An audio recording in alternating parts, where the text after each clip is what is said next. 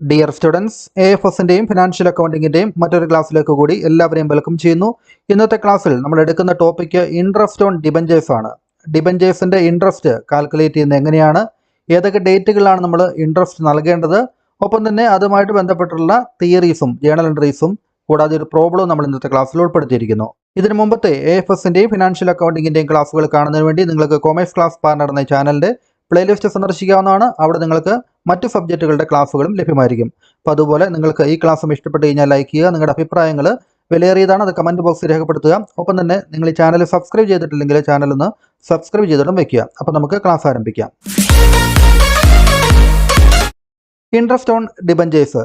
കമ്പനിയുടെ ദീർഘകാല ക്യാപിറ്റൽ സമാഹരിക്കുന്നതിനുള്ള ഒരു മാർഗ്ഗമാണ് ഡിബഞ്ചറുകൾ ഇഷ്യൂ ചെയ്യുക എന്നുള്ളത്. അപ്പോൾ അങ്ങനെ ഡിബഞ്ചറുകൾ ഇഷ്യൂ ചെയ്യുമ്പോൾ കമ്പനിക്ക് പണം നൽകുന്ന, അങ്ങനെ ഡിബഞ്ചറുകൾ വാങ്ങിച്ച് പണം നൽകുന്ന ഡിബഞ്ചർ ഹോൾഡേഴ്സിന് ഈ ഡിബഞ്ചറിന്മേൽ ഇൻട്രസ്റ്റ് നൽകേണ്ടതുണ്ട്. അപ്പോൾ അതിനെയാണ് നമ്മൾ ഇൻട്രസ്റ്റ് ഓൺ ഡിബഞ്ചേഴ്സ് എന്ന് പറയുക. പിന്നെ കമ്പനി ഇഷ്യൂ ഡിബഞ്ചേഴ്സ്, കമ്പനി ഡിബഞ്ചറുകൾ ഇഷ്യൂ ചെയ്യുമ്പോൾ it is under an obligation to pay interest thereon at fixed percentage. ഒരു നിശ്ചിത നിരക്കിലുള്ള പെർസെൻറ്റേജിൽ, ഒരു നിശ്ചിത പെർസെൻറ്റേജിലുള്ള ഇൻട്രസ്റ്റ് ഡിബഞ്ചർ ഹോൾഡേഴ്സിന് നൽകാനുള്ള ഉത്തരവാദിത്തം അണ്ടർ ആൻ ഒബ്ലിഗേഷൻ അല്ലേ, അത് കമ്പനിക്കുണ്ട്. സാധാരണ അത് ഹാഫ് ഇയർലി ആണ്, ചിലപ്പോൾ അത് ഇയർലിയും ആകാം കേട്ടോ. ഇയർലി ആയിട്ട് ഇൻട്രസ്റ്റ് കാൽക്കുലേറ്റ് ചെയ്യാം ഒരു വർഷമാകുമ്പോൾ, അല്ലെങ്കിൽ വർഷത്തിൽ 2 തവണ ഹാഫ് ഇയർലി ആയിട്ടും ഇൻട്രസ്റ്റ് ഡ്യൂ ആകാറുണ്ട്. Periodically until debentures are repaid. ഡിബഞ്ചേഴ്സിലുള്ള പണം തിരികെ കൊടുക്കുന്നവരെ അല്ലെങ്കിൽ ഡിബഞ്ചറുകൾ റെഡീം ചെയ്യുന്നത് വരെ ഇത്തരത്തിൽ ഇൻട്രസ്റ്റ് നൽകേണ്ടതുണ്ട്. This percentage is usually as A part of the name of debentures. ഈ ഇൻട്രസ്റ്റ് റേറ്റ് എന്ന് പറയുന്നത് ഡിബഞ്ചറിൻ്റെ പേരിൻ്റെ ഒപ്പം തന്നെ സൂചിപ്പിക്കാറുണ്ട്. നമ്മൾ കണ്ടിട്ടുണ്ടാവും ക്വസ്റ്റ്യൻസിലൊക്കെ 8% ഡിബഞ്ചേഴ്സ്, 10% ഡിബഞ്ചേഴ്സിനൊക്കെ അല്ലേ. അപ്പോൾ ഇവിടെ 8% എന്ന് പറയുന്നതും 10% എന്ന് പറയുന്നതും എല്ലാം എന്താണ്, അത് ആ ഡിബഞ്ചറിന്മേൽ കൊടുക്കേണ്ട ഇൻട്രസ്റ്റ് ആണ്. And interest payable is calculated at the nominal value of debentures. നമ്മൾ മനസ്സിലാക്കേണ്ട മറ്റൊരു കാര്യം, ഡിബഞ്ചറിൻ്റെ ഇൻട്രസ്റ്റ് കാൽക്കുലേറ്റ് ചെയ്യുന്ന എപ്പോഴും ഡിബഞ്ചറിൻ്റെ നോമിനൽ വാല്യൂയിലാണ്, നോമിനൽ വാല്യൂ ഓഫ് ഡിബഞ്ചേഴ്സ്. ഡിബഞ്ചറുകൾ ഇഷ്യൂ ചെയ്യുന്നത് ഒരു പക്ഷേ ഡിസ്കൗണ്ടിലാകാം അല്ലേ, എങ്കിൽ പോലും ആ ഡിബഞ്ചറിൻ്റെ ഇൻട്രസ്റ്റ് കാൽക്കുലേറ്റ് ചെയ്യുന്ന ഏതിലായിരിക്കണം, ഈ നോമിനൽ വാല്യൂയിലായിരിക്കണം. 100 രൂപയുടെ ഡിബഞ്ചർ നമ്മൾ 90 രൂപയ്ക്ക് ഇഷ്യൂ ചെയ്താലും നോമിനൽ വാല്യൂ 100 രൂപ ആയതുകൊണ്ട് ആ 100 രൂപയ്ക്ക് തന്നെ ഇൻട്രസ്റ്റ് നമ്മൾ കൊടുക്കേണ്ടതുണ്ട്. ഇനി interest on debentures is a charge against the profit. മറ്റൊരു കാര്യം, ഇൻട്രസ്റ്റ് ഓൺ ഡിബഞ്ചർ എന്ന് പറയുന്നത് it is a charge against the profit. Charge against the പ്രോഫിറ്റും ഉണ്ട്, അപ്രോപ്രിയേഷൻ ഓഫ് പ്രോഫിറ്റും ഉണ്ട്. ചാർജ് എഗെയിൻസ്റ്റ് ദ പ്രോഫിറ്റ് എന്നുകൊണ്ട് ഉദ്ദേശിക്കുന്നത് കമ്പനിയുടെ ലാഭം കണ്ടെത്തുന്നതിന് മുമ്പ് നമ്മൾ എക്സ്പെൻസുകളെല്ലാം profit and loss account debit ചെയ്യുമല്ലോ, അങ്ങനെ ഡെബിറ്റ് ചെയ്യേണ്ട ഒരു ഐറ്റമാണ് ഇൻട്രസ്റ്റ് ഓൺ ഡിബഞ്ചേഴ്സ് എന്ന് പറയുന്നത്. അതായത് കമ്പനിക്ക് ലാഭം ഉണ്ടായാലും നഷ്ടമാണെങ്കിലും അത് കമ്പനിയുടെ ചെലവ് തന്നെയാണ് ഈ ഡിബഞ്ചറിൻ്റെ ഇൻട്രസ്റ്റ് എന്ന് പറയുന്നത് അല്ലേ. It is a charge against the profit of the company and must be paid whether the company has earned any profit or not. Company profit ഉണ്ടാക്കിയോ ഇല്ലയോ എന്നുള്ളത് കണക്കിലെടുക്കാതെ തന്നെ ഈ ഡിബഞ്ചറിൻ്റെ ഇൻട്രസ്റ്റ് കൊടുക്കാൻ കമ്പനി ബാധ്യസ്ഥനാണ്. അതുകൊണ്ടാണ് ഇത് പ്രോഫിറ്റ് ആൻഡ് ലോസ് അക്കൗണ്ടിൻ്റെ ഡെബിറ്റ് സൈഡിൽ ഇൻട്രസ്റ്റ് ഓൺ ഡിബഞ്ചേഴ്സ് എന്ന് പറഞ്ഞുകൊണ്ട് നമുക്ക് ഡെബിറ്റ് ചെയ്യേണ്ട ഐറ്റം ആകുന്നത്. ഇനി ഒപ്പം തന്നെ according to income tax act 1961, income tax act പ്രകാരം a company must deduct income tax at prescribed rate from the interest payable on debentures. അപ്പോൾ ഡിബഞ്ചേഴ്സിന് കൊടുക്കേണ്ട, ഡിബഞ്ചർ ഹോൾഡേഴ്സിന് കൊടുക്കേണ്ട ഇൻട്രസ്റ്റിന്മേൽ ടാക്സ് കുറയ്ക്കണമെന്ന് ഇൻകം ടാക്സ് ആക്ടിൽ പറയുന്നുണ്ട്. If it exceeds the prescribed limit, ഒരു ലിമിറ്റിൽ കൂടുതൽ ഇൻട്രസ്റ്റ് വരികയാണെങ്കിൽ നിശ്ചിത റേറ്റിൽ ടാക്സ് കുറയ്ക്കേണ്ടതാണ്. സാധാരണഗതിയിൽ ലിസ്റ്റഡ് ഡിബഞ്ചേഴ്സ് ആണെങ്കിൽ 10%, അൺലിസ്റ്റഡ് ഡിബഞ്ചേഴ്സ് ആണെങ്കിൽ സ്റ്റോക്ക് മാർക്കറ്റിൽ ലിസ്റ്റ് ചെയ്യാത്ത ഡിബഞ്ചേഴ്സ് ആണെങ്കിൽ 20% ഒക്കെയാണ് ഡിസ്കൗണ്ട്, ഈ ഇൻട്രസ്റ്റിന്മേലുള്ള ടാക്സ് കുറയ്ക്കേണ്ടത്. നിങ്ങളുടെ ക്വസ്റ്റ്യനിൽ ടാക്സ് റേറ്റ് കൂടെ സാധാരണ പറയാറുണ്ട്. ഇങ്ങനെ കുറയ്ക്കുന്ന ടാക്സിനെയാണ് നമ്മൾ it is called tax deducted at source, TDS എന്ന് പറയുന്നത് അതാണ്. അതായത് ഡിബഞ്ചർ ഹോൾഡേഴ്സിന് കൊടുക്കുന്ന ഇൻട്രസ്റ്റിന്മേലുള്ള ടാക്സ് കുറച്ചതിന് ശേഷം മാത്രം ബാക്കിയുള്ള ഇൻട്രസ്റ്റ് മാത്രമേ ഡിബഞ്ചർ ഹോൾഡേഴ്സിന് കമ്പനി നൽകുകയുള്ളൂ. അപ്പോൾ ടാക്സ് ഡിഡക്റ്റഡ് അറ്റ് ഫോഴ്സ്, അത് ഫോഴ്സിൽ തന്നെ ആ കൊടുക്കുന്ന കമ്പനി തന്നെ അത് കുറയ്ക്കുന്നതുകൊണ്ടാണ് അതിൻ്റെ TDS എന്ന് പറയുക. And it is to be deposited with the tax authorities. അപ്പോൾ ഈ ഒരു ഇൻട്രസ്റ്റ് മേലുള്ള ടാക്സ് കുറച്ചിട്ട് അത് ടാക്സ് അതോറിറ്റീസിന് കമ്പനി കൊടുക്കേണ്ടതാണ്. Of course the debenture holders can adjust this amount against the tax due from them. അപ്പോൾ ഡിബഞ്ചർ ഹോൾഡേഴ്സിന് കൊടുക്കേണ്ട ടാക്സിൽ നിന്ന് കുറച്ചതിന് ശേഷമാണ് ഈ ടാക്സ് കമ്പനി കൊടുക്കുക. അത് കമ്പനിയല്ല ആക്ച്വലി കൊടുക്കുന്നത്, ആരാണ് കൊടുക്കുന്നത്, ഡിബഞ്ചർ ഹോൾഡേഴ്സ് തന്നെയാണ് കൊടുക്കുന്നത് അല്ലേ. കാരണം അവർക്ക് കിട്ടേണ്ട എമൗണ്ടിൽ നിന്നാണ് അത് കുറയുന്നത്. അവർക്ക് വേണ്ടി കമ്പനി അത് കുറച്ചിട്ട് ബാക്കിയുള്ളത് ഡിബഞ്ചർ ഹോൾഡേഴ്സിന് കൊടുക്കുന്നു എന്ന് മാത്രം. അപ്പോൾ ഇത്തരം കാര്യങ്ങളൊക്കെയാണ് നമ്മൾ ഇൻട്രസ്റ്റ് ഓൺ ഡിബഞ്ചേഴ്സുമായിട്ട് ബന്ധപ്പെട്ടുള്ള തിയറി ഭാഗങ്ങൾ. നോമിനൽ വാല്യൂ ഓഫ് ഡിബഞ്ചർ മേലാണ് ഇൻട്രസ്റ്റ് കാൽക്കുലേറ്റ് ചെയ്യുന്നത്.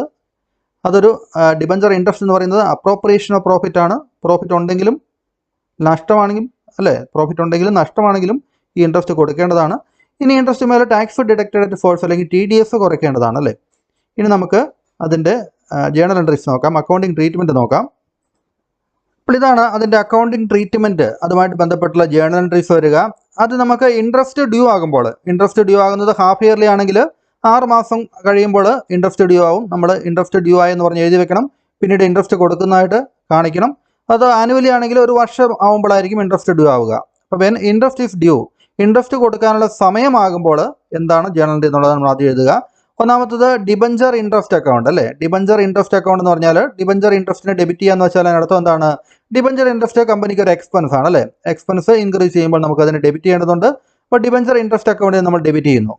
ഇനി ഡിബഞ്ചർ ഇൻട്രസ്റ്റ് നമ്മൾ 2 രീതിയിൽ അതിനെ ഡിവൈഡ് ചെയ്യുന്നുണ്ട്.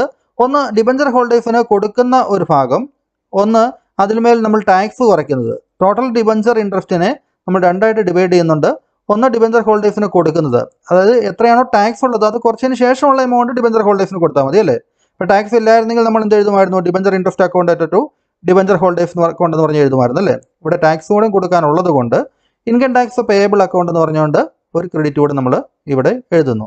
അപ്പോൾ debenture interest account to income tax payable, income tax കൊടുക്കേണ്ടതുണ്ട് അല്ലേ, ലൈബിലിറ്റി ആണ് അല്ലേ. Income tax payable, liability increase ചെയ്യുന്നതുകൊണ്ടാണ് നമ്മൾ അതിനെ ക്രെഡിറ്റ് ചെയ്യുക. ടു ഡിബഞ്ചർ ഹോൾഡേഴ്സ്, ഡിബഞ്ചർ ഹോൾഡേഴ്സിനാണ് കൊടുക്കാനുള്ള പണവും ഉൾപ്പെടുന്നു അല്ലേ, അതും ലൈബിലിറ്റിയാണ്, അവർക്ക് കൊടുക്കാനുള്ളതാണ്. അപ്പോൾ അങ്ങനെ amount of interest due on debenture, debenture മേലുള്ള ഇൻട്രസ്റ്റ് ഡ്യൂ ആകുന്നു. And tax deducted at force, നമ്മൾ ടാക്സ് കൊടുക്കാനുണ്ട് എന്ന് പറഞ്ഞുകൊണ്ട് ലൈബിലിറ്റി ആയിട്ട് ആ ടാക്സ് നമ്മൾ കുറച്ച് വെച്ചിരിക്കുകയും ചെയ്യുന്നു. ഇനി അടുത്ത ജേണൽ എൻട്രി എന്താണ്, for payment of interest to debenture holders. Debenture ഹോൾഡേഴ്സിന് നമ്മൾ അവർക്ക് കൊടുക്കാനുള്ള പണം കൊടുക്കുമ്പോൾ, ഇവിടെ നമ്മൾ ഡിബഞ്ചർ ഹോൾഡേഴ്സ് എന്ന് പറഞ്ഞുകൊണ്ട് ക്രെഡിറ്റ് ചെയ്ത എമൗണ്ട് എത്രയാണോ അത് അവർക്ക് നൽകേണ്ടതുണ്ട്, ഇൻട്രസ്റ്റ് അല്ലേ. അപ്പോൾ debenture holders account at bank എന്ന് പറഞ്ഞുകൊണ്ട് ജേണൽ എൻട്രി എഴുതുന്നു, അവർക്ക് ഇൻട്രസ്റ്റ് കൊടുക്കുന്നു. Amount of interest paid to debenture holders. ഇനി അടുത്തത് എന്താണ്, ഡിബഞ്ചർ ഇൻട്രസ്റ്റ് നമ്മൾ വർഷാവസാനം നമ്മുടെ statement of profit and loss അക്കൗണ്ടിൽ നമുക്ക് ഡെബിറ്റ് ചെയ്യണം. ഡിബഞ്ചർ ഇൻട്രസ്റ്റ് എന്ന് പറയുന്നത് ആ കമ്പനിയുടെ എക്സ്പെൻസ് ആണ്. അപ്പോൾ statement of profit and loss account to debenture interest, debenture interest എന്ന് പറഞ്ഞുകൊണ്ട് statement of profit and loss അക്കൗണ്ടിൽ നമ്മളതിനെ ഡെബിറ്റ് ചെയ്യുന്നു അല്ലേ. അങ്ങനെ ഡെബിറ്റ് ചെയ്യുന്നു. Debenture interest transferred to profit and loss account അല്ലേ. ഇനി എന്താണ്, on payment of tax deducted at source to the government. നമ്മൾ ഗവൺമെന്റിന് ഇവിടെ നമ്മൾ ഇൻകം ടാക്സ് പേയബിൾ എന്ന് പറഞ്ഞുകൊണ്ട് പണം നീക്കി വെച്ചിട്ടുണ്ട് അല്ലേ. അത് ഗവൺമെന്റിന് നമ്മൾ ആ പണം കൊടുക്കുമ്പോൾ, സർക്കാരിലേക്ക് അടയ്ക്കുമ്പോൾ income tax payable account at bank account. Income tax payable എന്ന് പറഞ്ഞ ലൈബിലിറ്റി ഇല്ലാതാകുന്നു. ടു ബാങ്ക്, നമ്മുടെ കയ്യിൽ നമ്മൾ കുറച്ച് വെച്ചിരിക്കുന്ന ക്യാഷ് കൊടുക്കുകയും ചെയ്യുന്നു അല്ലേ. Payment of tax deducted at force on interest on debentures. ഇനി നമുക്ക് ഇതുമായിട്ട് ബന്ധപ്പെട്ടുള്ള ഒരു പ്രോബ്ലം ചെയ്ത് നോക്കാം. ഈ പ്രോബ്ലം നോക്കുക. A limited issued 2000 10% debentures of ₹100 each on April 1, 2016. ഇപ്പോൾ ഇവിടെ നോക്കുക, ഇൻട്രസ്റ്റ് റേറ്റ് 10% ആണ്. 2000 ഡിബഞ്ചറുകളാണ് ഇഷ്യൂ ചെയ്തിരിക്കുന്നത്. ഒരു ഡിബഞ്ചറിൻ്റെ വില 100 രൂപയാണ്. അറ്റ് ഡിസ്കൗണ്ട് ഓഫ് 10%, ഈ 100 രൂപയുടെ ഡിബഞ്ചറുകൾ 10% ഡിസ്കൗണ്ടിലാണ് ഇഷ്യൂ ചെയ്തിരിക്കുന്നത് അല്ലേ. And redeemable at A premium of 10%, അത് റെഡീം ചെയ്യുന്നത് പ്രീമിയത്തിലാണ് റെഡീം ചെയ്യുന്നത്. നമ്മൾ ഇഷ്യൂവിൻ്റെ സമയത്ത് ജേണലിൽ എഴുതുമ്പോൾ തന്നെ ഈ റിഡംഷനുമായിട്ട് ബന്ധപ്പെട്ട് നമ്മൾ കൊടുക്കുന്ന പ്രീമിയം നമ്മുടെ ഒരു ക്യാപിറ്റൽ ലോസ് ആയിട്ട് കരുതിയിട്ട് നമ്മൾ അതിനെ ഡെബിറ്റ് ചെയ്യുന്നുണ്ട്. അപ്പം തന്നെ പ്രീമിയം എമൗണ്ട് നമ്മുടെ ലൈബിലിറ്റി ആയിട്ട് കരുതി അതിനെ നമ്മൾ ക്രെഡിറ്റ് ചെയ്യുകയും ചെയ്യുന്നുണ്ടല്ലേ. അതെല്ലാം നമ്മൾ കഴിഞ്ഞ ക്ലാസ്സിൽ ഡിബഞ്ചറിൻ്റെ ഇഷ്യൂവും ഒപ്പം തന്നെ റിഡംഷനുമായിട്ട് ബന്ധപ്പെട്ടിട്ടുള്ള ജേണൽ എൻട്രീസ് കഴിഞ്ഞ ക്ലാസ്സിൽ നമ്മൾ 5 സാഹചര്യങ്ങൾ എങ്ങനെയാണ് നമ്മൾ കണ്ടിരുന്നു. അപ്പോൾ അത് കാണാത്തവരത് കാണുക. അപ്പോൾ ആ രീതിയിൽ നമ്മൾ ജേണൽ എൻട്രീസ് ആദ്യം നമ്മൾ അതിൻ്റെ ഇഷ്യൂവുമായിട്ട് ബന്ധപ്പെട്ടുള്ള ജേണൽ എൻട്രി ഇതിൽ എഴുതുന്നുണ്ട്. Then give journal entries relating to the issue of debentures, നമ്മൾ ഈ പറഞ്ഞിരിക്കുന്ന ഇഷ്യൂമായിട്ടുള്ള ജേണൽ എൻട്രിയും എഴുതണം. And debenture interest for the period ending March 31, 2017. March 31, 2017 നമ്മൾ ഇൻട്രസ്റ്റ് കൊടുക്കേണ്ടതുണ്ട്. That interest was paid half yearly ആണ് ഇൻട്രസ്റ്റ് കൊടുക്കുന്നതെന്നും പറഞ്ഞിട്ടുണ്ടല്ലേ. അപ്പോൾ ഇവിടെ April 1 ഇവിടെ അക്കൗണ്ടിങ് പീരീഡ് ആരംഭിക്കുന്നതെങ്കിൽ നമ്മൾ 6 മാസങ്ങൾക്ക് ശേഷം March 31 ഹാഫ് ഇയർലി ആയിട്ടുള്ള ഇൻട്രസ്റ്റ് ഡ്യൂ ആവുന്നത് അല്ലേ. April 1 തുടങ്ങുന്നതെങ്കിൽ March 30 പിന്നീട് അടുത്തത് September 30 അല്ലേ. അപ്പോൾ January 1 തുടങ്ങുന്നതെങ്കിൽ 6 മാസം കഴിയുന്നത് June 30 പിന്നീട് ഒരു 6 മാസം കഴിയുമ്പോൾ 31 December അല്ലേ. ഇവിടെ April 1 അക്കൗണ്ടിങ് പീരീഡ് ആരംഭിക്കുന്നത്. അപ്പോൾ നമ്മൾ ആദ്യം March 31 നമ്മൾ ഇൻട്രസ്റ്റ് ഡ്യൂ ആവുന്നുണ്ട്, അത് കൊടുക്കേണ്ടതാണ് അല്ലേ. പിന്നീട് September 30 അടുത്ത ഇൻട്രസ്റ്റ് ഡ്യൂ ആവുന്നത്, അത് ആ സമയത്ത് കൊടുക്കണം 6 മാസങ്ങൾക്ക് ശേഷം. ഇനി അതിന് ടാക്സ് ഡിഡക്റ്റഡ് അറ്റ് ഫോഴ്സ് 10%, ഈ ഇൻട്രസ്റ്റ് കാൽക്കുലേറ്റ് ചെയ്തിട്ട് അതിൻ്റെ 10% ടാക്സ് നമ്മൾ ഇൻട്രസ്റ്റ് ആയിട്ട് ടാക്സ് ആയിട്ട് അല്ലേ കുറയ്ക്കുകയും ചെയ്യണം. ടാക്സ് TDS ആയിട്ട് കുറയ്ക്കണം. അപ്പോൾ നമുക്കിനി ആ ജേണൽ എൻട്രീസ് ഒന്ന് എഴുതി നോക്കാം. ഇപ്പോൾ ഇവിടെ books of a limited journal entries, അതിലാദ്യം 2016 ഏപ്രിൽ 1 നമുക്ക് ഡിബഞ്ചറിൻ്റെ ആപ്ലിക്കേഷൻ മണി, അലോട്ട്മെൻറ്റ് മണി എല്ലാം കൂടെ ഒറ്റ തവണയായിട്ട് ലംസമായിട്ട് കിട്ടുന്നു എന്ന അർത്ഥത്തിൽ ബാങ്ക് അക്കൗണ്ട് ഇട്ടിട്ടു 10% ഡിബഞ്ചർ ആപ്ലിക്കേഷൻ ആൻഡ് അലോട്ട്മെൻറ്റ് 1,80,000 അല്ലേ. 1,80,000 എങ്ങനെയാണ് വന്നിരിക്കുന്നത്? നമ്മൾ 100 രൂപയുടെ ഡിബഞ്ചറാണ്, പക്ഷേ 10% ഡിസ്കൗണ്ടിലാണല്ലേ. അപ്പോൾ 90 രൂപയ്ക്കാണ് കൊടുക്കുന്നത്. ഇപ്പോൾ 2000 ഇൻറ്റു 90 അല്ലേ, 1,80,000 ഇവിടെ വന്നിരിക്കുന്നത്. 2000 ഇൻറ്റു 90 90 എന്ന് പറയുന്നത് 10% ഡിസ്കൗണ്ട് കുറച്ചിട്ടാണ് അല്ലേ. അപ്പോൾ ഇത് നമ്മൾ ഇഷ്യൂമായിട്ട് ബന്ധപ്പെട്ട് അതിൻ്റെ ആപ്ലിക്കേഷൻ മണി, അലോട്ട്മെൻറ്റ് മണി എല്ലാം കിട്ടി എന്നുള്ളതാണ്. ഇനി അടുത്തത് നമ്മൾ അങ്ങോട്ട് ഡിബഞ്ചേഴ്സ് അക്കൗണ്ടിലേക്ക് ഇത് ട്രാൻസ്ഫർ ചെയ്യുന്നു. ട്രാൻസ്ഫർ ചെയ്യുമ്പോൾ 10% ഡിബഞ്ചേഴ്സ് അക്കൗണ്ടിൽ ഈ എമൗണ്ട് ട്രാൻസ്ഫർ ചെയ്യുമ്പോൾ നമുക്കത് ഡിസ്കൗണ്ടിലാണെങ്കിൽ ആ ഡിസ്കൗണ്ട് നമ്മളിവിടെ ഉൾപ്പെടുത്തേണ്ടതുണ്ട്. ഒപ്പം തന്നെ അത് പ്രീമിയത്തിൽ നമ്മൾ റെഡീം ചെയ്യുന്നതുകൊണ്ട് അതും നമ്മളിവിടെ ലോസ് ഓൺ ഇഷ്യൂ ഡിബഞ്ചേഴ്സിൻ്റെ കൂടെ ഉൾപ്പെടുത്തേണ്ടതുണ്ട് അല്ലേ. അപ്പോൾ ആദ്യം നമുക്ക് 10% debenture application and allotment account 1,80,000 എന്ന് പറഞ്ഞ എമൗണ്ട് ആദ്യം നമ്മൾ ഡെബിറ്റ് ചെയ്തു. അതിനുശേഷം loss on issue of debentures account, നമ്മൾ ഈ ലോസ് എന്ന് പറഞ്ഞ ഇവിടെ 40,000 ആണ് വന്നിരിക്കുന്നത് അല്ലേ. അപ്പോൾ എങ്ങനെയാണ് ഈ 40,000 വന്നിരിക്കുന്നത്? 20,000 പ്ലസ് 20,000 ആണ് 40,000. അപ്പോൾ ഒരു 20,000 എന്ന് പറഞ്ഞത് ആദ്യത്തെ 20,000 loss on issue of debentures ആണ്. ഡിസ്കൗണ്ട് നമ്മൾ കൊടുത്തിരിക്കുന്നത് 10% ആണ്. അതായത് ഇഷ്യൂവിൻ്റെ സമയത്ത് കൊടുത്തിരിക്കുന്ന 10% അല്ലേ. നമ്മൾ 1,80,000 കൊടുത്തത് അല്ലേ. 2 ലക്ഷം വരേണ്ടതായിരുന്നു, 2000 ഇൻറ്റു 100. അതിൽ നിന്ന് നമുക്ക് 10% കുറച്ചിട്ടാണ് കൊടുത്തിരിക്കുന്നത്, അതിൻ്റെ ഒരു 20,000 ഇതല്ലേ. പിന്നെ അടുത്ത 20,000 എന്ന് പറയുന്നത് premium on redemption of debentures ആണ് അല്ലേ. പ്രീമിയം എത്രയാണ്?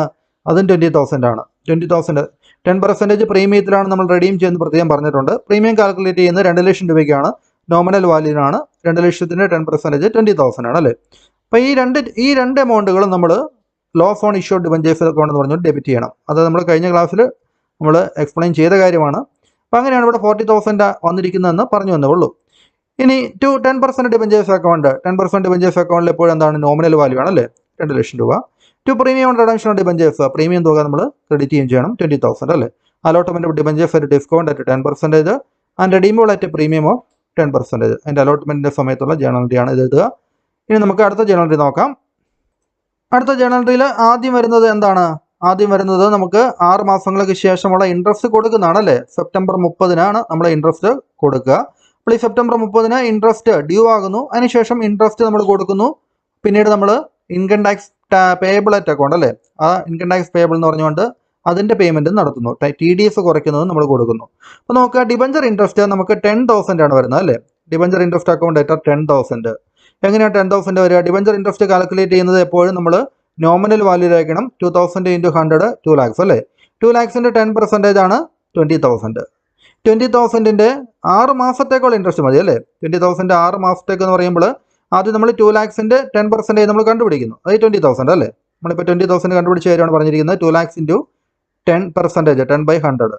അപ്പോൾ 20,000 കിട്ടും. 20,000 ഇൻറ്റു 6/12, 6 മാസത്തേക്കുള്ളത് കണ്ടുപിടിക്കണമെങ്കിൽ 6/12, 12 എന്നുള്ളത് total number of months in year ആണല്ലേ. 12 മാസത്തിൽ 6 മാസത്തേക്കുള്ളത് 6/12 നമുക്ക് 10,000 കിട്ടും അല്ലേ.